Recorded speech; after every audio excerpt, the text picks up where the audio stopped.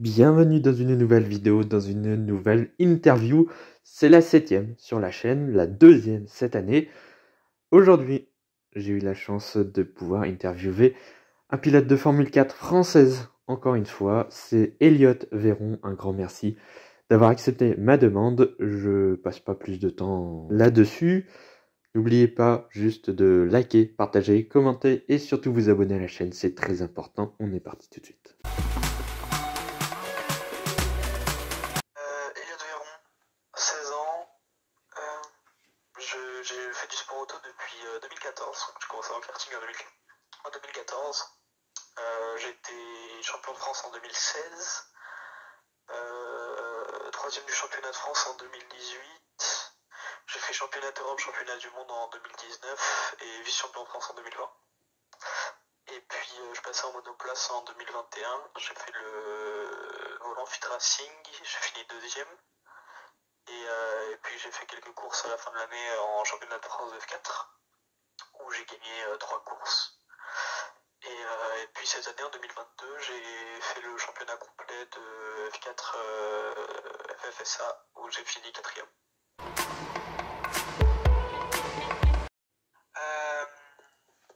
Donc en fait c'est quand Patrick Lemarié et Jacques Villeneuve ils ont annoncé le volant. C'est mon père qui m'a montré ça. Et bon, à l'époque, ça devait être en 2019, je crois, 2019 ou 2020. Donc, non, 2019, je crois. Et donc, forcément, moi j'étais encore en quart, tout ça, mais on avait gardé ça de côté en se disant que. Parce que niveau budget, les saisons de F4 ça coûte quand même assez cher. Tout ça, donc si je pouvais gagner une saison gratuite, ça serait sympa quoi. Et donc ouais, on a gardé ça de côté. Et puis quand j'ai décidé de passer en voiture, avec mon père on a directement décidé de faire le volant Fit Racing en fait parce que c'est une très bonne école de pilotage et puis je savais que j'allais peut-être avoir des chances de gagner donc je me suis dit on va le faire et voilà.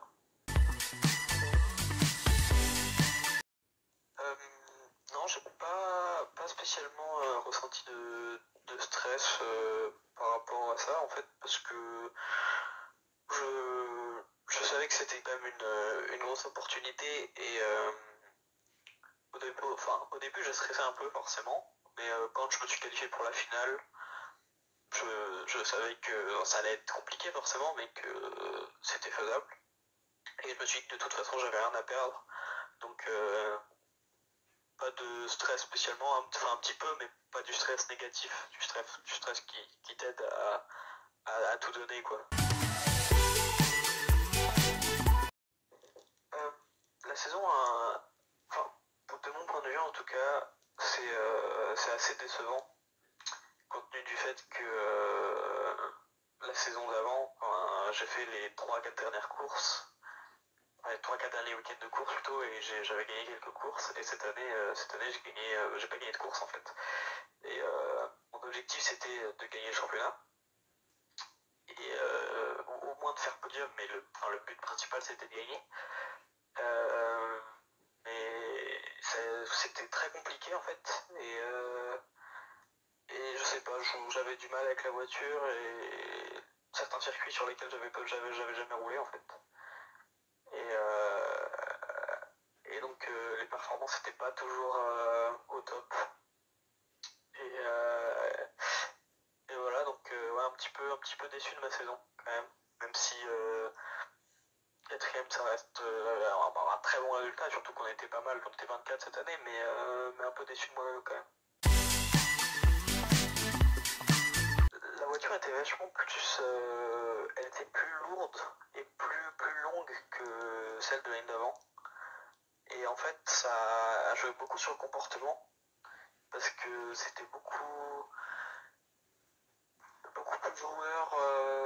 Mais c'était assez spécial à rouler comme voiture. Et en fait, on a eu des soucis tout au long de la saison avec les monocoques. Ce qui a fait qu'on devait rouler les voitures plus hautes que prévu. Et ça, pareil, une monoplace, c'est censé, avec le fond plat et tout ça, c'est censé fonctionner avec de l'effet de sol, et enfin, un petit peu d'effet de sol et de l'aérodynamisme. Et le souci avec la voiture, c'est qu'elle était trop haute, et donc l'effet de sol marchait pas du tout, et ça rendait la voiture assez imprévisible en fait. Et on avait beau tester certains setups, ça marchait sur certaines voitures, et sur d'autres ça marchait pas en fait. Et c'était assez aléatoire, et j'ai jamais vraiment réussi à trouver le bon compromis, sachant qu'en plus en F4 France on a le droit de changer que les angles d'aileron avant, d'avant arrière et les barres anti-roulis. On n'a pas le droit de faire autre chose, donc c'était assez compliqué de trouver une voiture assez équilibrée en fait. Donc c'est là où j'ai le plus de mal, je pense. Quelques pronos pour l'année prochaine en F1. Je pense que, enfin déjà je vais dire ce que j'espère, c'est que Ferrari se relève un peu de leurs années précédentes et qui gagne le championnat avec Charles.